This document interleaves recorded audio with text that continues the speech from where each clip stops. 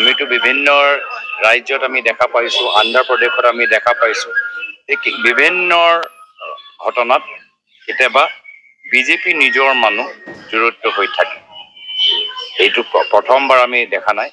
বিভিন্ন ৰাজ্যত আমি দেখা পাইছো যে বিধানসভা নিৰ্বাচন কাষ চাপিলে বাহিৰৰ কিছু বিজেপি মানুহবোৰ আহি তেওঁলোকে আমাৰ থলুৱা মানুহখিনিক কিবা তেওঁলোকক বেয়া বা সিহঁতক বুজাই বা সিহঁতক কনভিন্স কৰি বা সিহঁতক মটিভেট কৰি বা সিহঁতক কিবা এটা লোভ দেখাই বা সিহঁতৰ কিবা এটা দৰৱ দি তেওঁলোকৰ পৰা অপৰাধ কৰাই।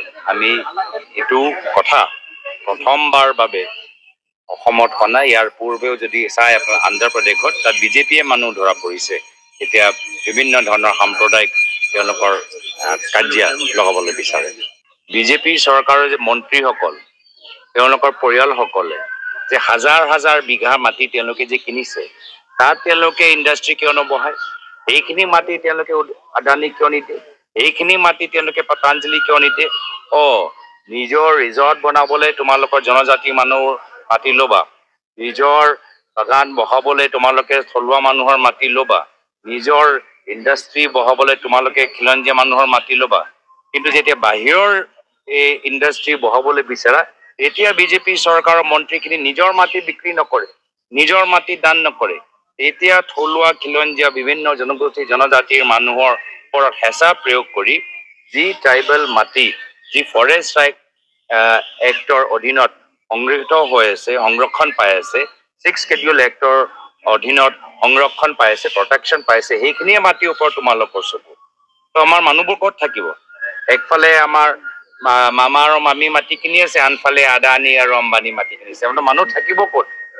অসম মানুহ ক'ত থাকিব? এইটোৱে এতিয়া প্ৰশ্ন হৈ আছে। সেইকাৰণে আমি ইমান সহজ সৰল ভাৱে খিলঞ্জীয়া ট্ৰাইবেলৰ 6 Schedule ফৰেষ্ট ৰাইটৰ এক্টৰ মাটি ইমান সহজ সৰল ভাৱে মুখ্যমন্ত্ৰী হিমন্ত বিশ্ব শৰ্মা ডাঙৰীয়াক বিক্ৰী কৰিবলৈ নিদিও। এইবাৰ যুঁজ এখন তেওঁলোকৰ পৰা আমাক না হিন্দু ধৰ্মৰ ওপৰত কিছু চাৰ্টিফিকেট আমি বিচাৰিছো, নে আমাৰ অসমীয়া আমাৰ সত্ৰীয়া আৰু শংকৰী সংস্কৃতিৰ ওপৰত আমি চাৰ্টিফিকেট বিচাৰিছো। তেওঁলোকে হ'ল গডছে মানা হিন্দু, আমি হলো চৰ্দাৰ পটেলক মানা হিন্দু।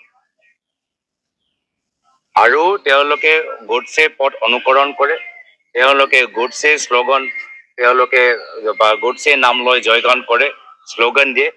মহাত্মা গান্ধী, চৰ্দাৰ পটেল, সুভাষ চন্দ্ৰ বসু, ভগত সিং এয়া হ'ল আমালোকৰ বাবে প্ৰেৰণাৰ প্ৰতীক। গডছে হিন্দুৰ পৰা আমাক গান্ধীবাদী পটেল, বোস আৰু ভগত সিঙৰ হিন্দুসকলক আমাক কোনো চাৰ্টিফিকেট নালাগে। আমি হ'ল বাস্তৱ হিন্দু। বৰ্তমানত আমাৰ সন্মুখত দ্বিতীয় নিৰ্বাচন আছে। দ্বিতীয় নিৰ্বাচনত আমি এইবাৰ যুঁজ এখন হ'ব মূল মন্ত্ৰ লৈ আগবাঢ়ি গৈছো। চাব আপোনালোকে দেখিছে এতিয়া মানুহে লাহে লাহে আমাৰ ওচৰলৈ আহিছে। ৰাইজে এবাৰ ৰণত নামিছে, আৰু যেতিয়া ৰাইজ ৰণত নামে ৰাইজৰ জয়টো নিশ্চিত। সোণাৰী মহামাৰা অঞ্চলত বিভিন্ন সাংসদ এলেকা উন্নয়ন পুঁজিৰ দ্বাৰা কিছু উন্নয়নমূলক আঁচনিৰ আধাৰিলা কৰা যাব।